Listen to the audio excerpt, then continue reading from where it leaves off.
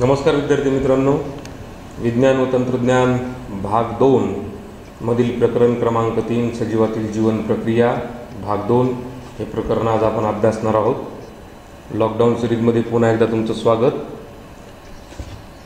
हे प्रकरण अभ्यासण्यापूर्वी सुरुवातीला आपण काही गोष्टींचा धावता आढावा घेऊ, जे आपल्याला याच्यामुळे आपल्याला संकल्पना ज्या आहेत त्या समजण्यासाठी जरा मदत होईल। पहिला प्रश्न आहे, सजीवातील महत्त्वाच्या जीवन प्रक्रिया कोणत्या आहेत?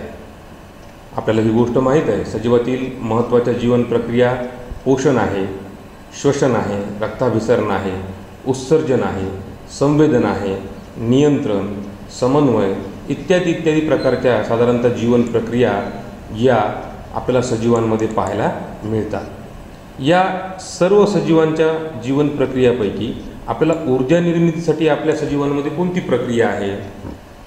बघा, पाठीमागच्या आपण धड्यामध्ये आपण पाहिलं होतं, आठवते का? बरोबर, कोणती आहे?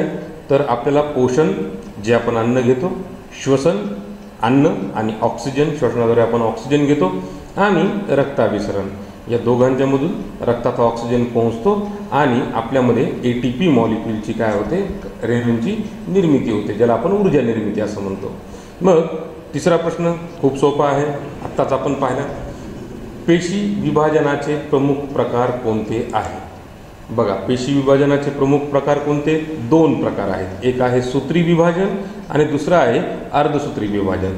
त्यांच्यामध्ये काय फरक आहे, कोण सांगू शकेल का? बघा, आठवण्याचा प्रयत्न करा।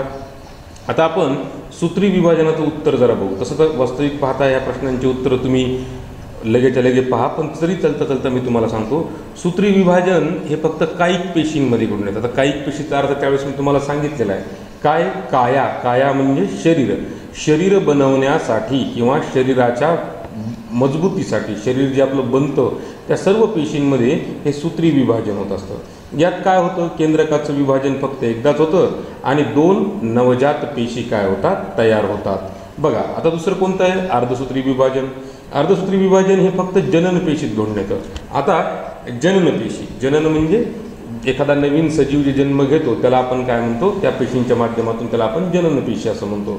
बघा, याच्यामध्ये काय होतं, केंद्रकाचं 2 वेळेस विभाजन होतं ज्याला आपण, आणि 4 नवजात पेशी काय होतात, तयार होतात, ज्याला आपण एकगुणी सुद्धा असं म्हणतो। म्हणजे युग्मक आणि बीजाणू यांच्या ह्या 2 गोष्टी तयार करण्यासाठी हे एकगुणित जे आहे पेशी विभाजन, ज्याला आपण अर्धगुणसूत्री विभाजन सुद्धा असं म्हणतो, हे होणं गरजेचं आहे।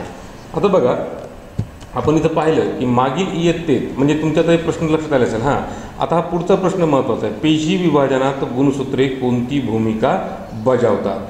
आता हा प्रश्न आपण त्यावेळेस पण बऱ्यापैकी अभ्यास केला आहे, पण बघा उत्तर आठवते का, की पेशी विभाजनामध्ये गुणसूत्रे कोणती भूमिका बजावतात?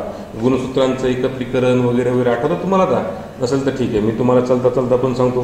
पेशी विभाजनात ही जी गुणसूत्रे आहेत ही जनक पेशीकडून नवजात पेशीकडे, लक्षात घ्या तुम्ही नीट वाक्य, जनक पेशीकडून नवजात पेशीकडे जनुकीय माहितीचे वहन करण्याची मुख्य भूमिका बजावतात। वाक्य लक्षात आलं तुमच्या?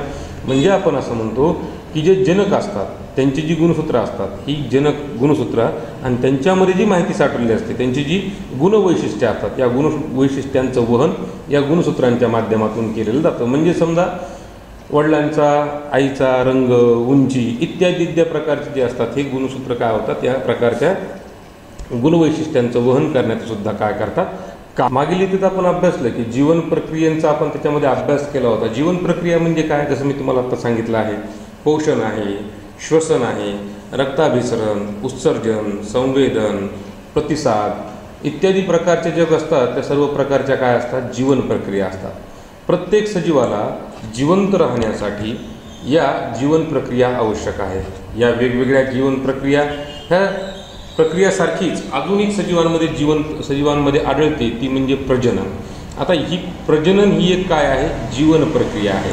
म्हणजे बघा नेमकं काय आहे, परंतु प्रजनन त्या सजीवाला जिवंत राहण्यासाठी उपयोगी नसते, तर ती सजीव ज्या प्रजातीचा आहे ती प्रजाती जिवंत ठेवण्यासाठी मदत करते।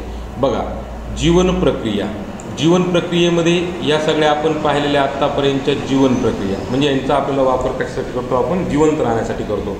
या जीवन प्रक्रियेमध्ये पुढची जी जीवन प्रक्रिया आहे ती सजन आहे। या जीवन प्रक्रियेमुळे म्हणजे रक्ताभिसरण, पोषण, श्वसन इत्यादींमुळे माणूस जिवंत राहतो। पण प्रजनन ही जिवंत राहण्यासाठी नसून ती कशासाठी आहे, तो ज्या सजीव त्याचं जाती सातत्य जे आहे ते टिकवण्यासाठी ही जीवन प्रक्रिया आपल्याला मदत करत असते। म्हणजे आत्तापर्यंत असं पाहिलं की कुत्र्याला कुत्र्याची पिले होणे, पुढे कोंबडीने अंडे देणे, म्हणजे जो सजीव आहे तो सजीव काय होतो, पुढे तो टिकतो त्या प्रजातीचा, आणि ही प्रक्रिया राहण्यासाठी त्याला प्रजनन या जीवन प्रक्रियेचा काय करावा लागतो, अवलंब करावा लागतो। आता बघा, निरीक्षण करा, शेजारील चित्राचे निरीक्षण करा, तुम्हाला त्या आधारे कोणती जीवन प्रक्रिया लक्षात आली।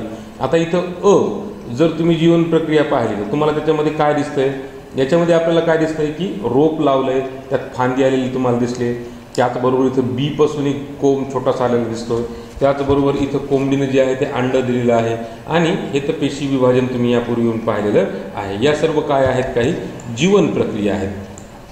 प्रजाती टिकून राहणे म्हणजे काय, आता बघा, प्रजाती टिकून राहणे म्हणजे काय करणे, प्रजाती टिकून राहणे म्हणजे त्या प्रजातीच्या यशस्वी प्रजनन करून स्वतःची संतती निर्माण करणे, जेणेकरून त्या प्रजातीचे अस्तित्व टिकून जे राहतं त्याला आपण काय म्हणतो, प्रजाती टिकून राहणे।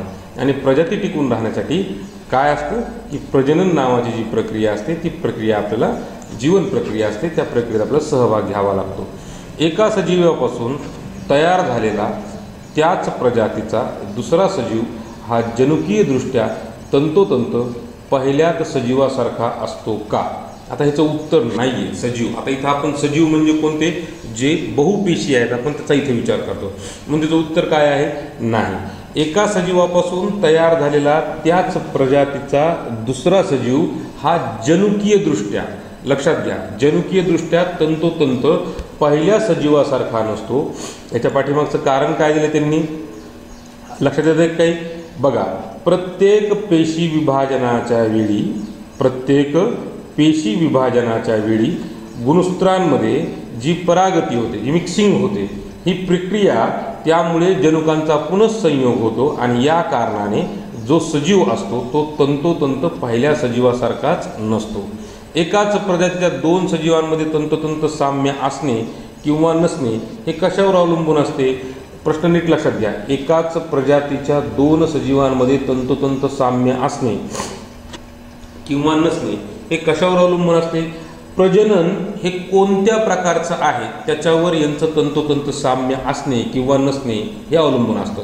आता प्रजनन म्हणजे काय, काही प्रजननाचे दोन प्रकार पडतात, एक आहे अलैंगिक प्रजनन आणि दुसरं आहे लैंगिक प्रजनन। या प्रश्नाला आपण जरा विस्तृत स्वरूपामध्ये पुढे पाहणार आहोत। एका सजीवापासून त्याच प्रजातीचा नवीन सजीव तयार होणे आणि पेशी विभाजन यांचा परस्पर संबंध काय आहे, प्रश्न नीट लक्षात घ्या। एका सजीवापासून त्याच प्रजातीचा नवीन सजीव तयार होणे आणि पेशी विभाजन याचा काय परस्पर संबंध आहे। प्रजनन या प्रक्रियेमध्ये काय होत असतं, गुणसूत्रांचं विभाजन होत असतं, त्यामुळं पेशी विभाजन या प्रक्रियेने काय होतात की नवीन युग्मके तयार होतात, याच युग्मकाच्या फलनानंतर नवीन जीव निर्माण होतो, आणि लैंगिक प्रजननाच्या पद्धतीत या सर्व क्रिया पेशी विभाजनानेच घडतात। पण अलैंगिक प्रजनन हे सुद्धा जे असतं हे सुद्धा पेशी विभाजनानेच होतं, पण त्याच्यामध्ये काय होतं की एकच जो गुणसूत्रे असतात त्याची फक्त काय होत असते, कॉपी होत असते। म्हणून नीट प्रश्न लक्षात घ्या की एका सजीवापासून त्याच प्रजातीचा नवीन सजीव तयार होणे आणि पेशी विभाजन यांचा हा परस्पर संबंध आहे। आता अलैंगिकमध्ये आणि लैंगिकमध्ये पेशी विभाजनाचा काय सहसंबंध आहे हा आपण आता पुढे या मुद्द्यात बघणार आहोत। एका सजीवापासून त्याच प्रजातीचा नवीन सजीव तयार होण्याच्या प्रक्रियेला प्रजनन असे म्हणतात। आता ही व्याख्या इथं महत्त्वाची, एकाच सजीवापासून त्याच प्रजातीचा नवीन सजीव तयार होण्याच्या प्रक्रियेला आपण काय म्हणतो, प्रजनन। वरी आपण काय पाहिलं, प्रजनन ही एक जीवन प्रक्रिया आहे, आणि ही जीवन प्रक्रिया म्हणजे काय आहे की एक सजीव कोणताही घ्या तुमचं उदाहरण, आणि त्याच्यात दुसरा सजीव म्हणजे कुत्र्याचं पिल्लू आहे आणि त्याची आई आहे, आईपासून तिचं पुढचं दुसरं म्हणजे त्या कपलपासून दुसरं पिल्लू येणे, कब येणे, दुसरा सजीव काय झाला, तयार झाला. म्हणजेच त्या दोघांनी काय केलं, प्रजनन केलं आणि प्रजननातून नवीन संतती किंवा प्रजाती काय झाली, निर्माण झाली. सजीवाच्या अनेक वैशिष्ट्यपूर्ण लक्षणांपैकी प्रजनन हे काय आहे, एक वैशिष्ट्यपूर्ण लक्षण आहे. प्रत्येक प्रजातीच्या उत्क्रांतीसाठी कारणीभूत असलेल्या अनेक कारणांपैकी प्रजनन हे काय आहे, कारण आहे. म्हणजे पृथ्वीच्या निर्मितीपासून ते आत्तापर्यंत सजीवांनी खूप सारी उत्क्रांती केली. म्हणजे पृथ्वीच्या निर्मितीपासून जे सुरुवातीला काही प्राणी होते त्या प्राण्यांमध्ये भरपूर सारे बदल झाले. त्या बदलाला आपण उत्क्रांती म्हणतो, कारण की त्यांचा सुरुवातीचा आकार, राहणीमानाची पद्धत, आदिवास या सगळ्या गोष्टींमध्ये टप्प्याटप्प्याने खूप बदल होत गेला. पण ह्या टप्प्याटप्प्याने बदल होत असताना देखील त्यांच्यामध्ये त्या त्या परिस्थितीनुसार त्यांनी जे जे प्रयत्न केले, जे जे समायोजन केलं, त्यांना टिकण्यासाठी ज्या ज्या काही गोष्टी केल्या, त्या त्या गोष्टीनुसार काय झालं की त्यांचा आकार, त्यांचा आदिवास हा टप्प्याटप्प्याने बदलत गेला आणि त्या प्रजननातून काय झाला, तो टिकत आला.